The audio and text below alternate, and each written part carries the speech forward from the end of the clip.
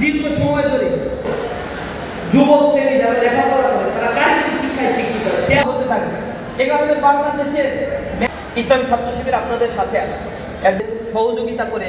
Even আপনি এই যে সে দেশে একাডেমিক্যালি হেল্প করার জন্য ইসলামী ছাত্র শিবির আপনার এখন বাংলাদেশের 62% যুব পরিমাণ বাংলাদেশে সবচেয়ে বেশি, এরকম শতাংশ তখন বাংলাদেশে ডিপেন্ডেন্ট পিপল থাকবে সবচেয়ে উচ্চতর ফ্যাসিলিটি পায়।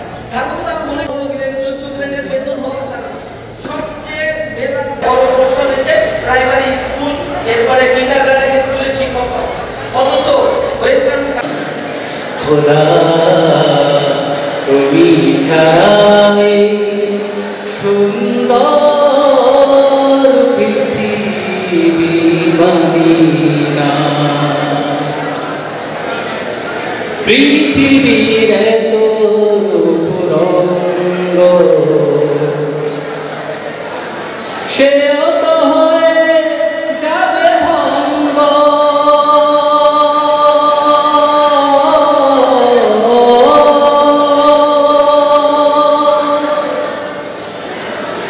পৃথিবীর এত পুরঙ্গ সেও তো হয়ে যাবে ভঙ্গ।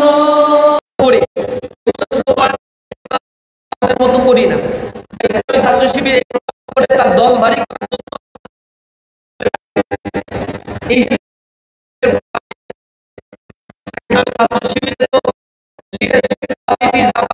সংগঠনের যে স্ট্রাকচার আমরা কিন্তু অ্যাকোমোডেট করে আমাদের লিডারশিপ পর্যন্ত নিয়ে যাই না। আমরা বিশ্বাস করি প্ল্যাটফর্ম থাকবে এবং সেটা আছে, তাদের নিজস্ব নেতৃত্ব তৈরি করবে, তাদের লিডারশিপ, তাদের কন্ট্রিবিউশন, তাদের কিন্তু ইসলামী ছাত্র শিবির তাদের প্রত্যেকটা প্রোগ্রামে বোনদেরকে অ্যাকোমোডেট করে। এখন পর্যন্ত যত নবীন বরণ ক্যারিয়ার যেটা রেখে এসেছি সেটা হচ্ছে একটা স্বপ্ন, আর সামনে যেটা রয়েছে এটা হচ্ছে আধার। মাঝখানে যে সময়টা রয়েছে এই সময়টা হচ্ছে, যদি আমরা হিসাব করি তাহলে পিছনে এবং সামনে যতগুলো সময় দিয়েছে, তাহলে এই সময়টা যদি আমরা হিসাব করি তাহলে আমাদের কেরিয়ারটাকে আমরা সঠিকভাবে গঠন করতে পারব।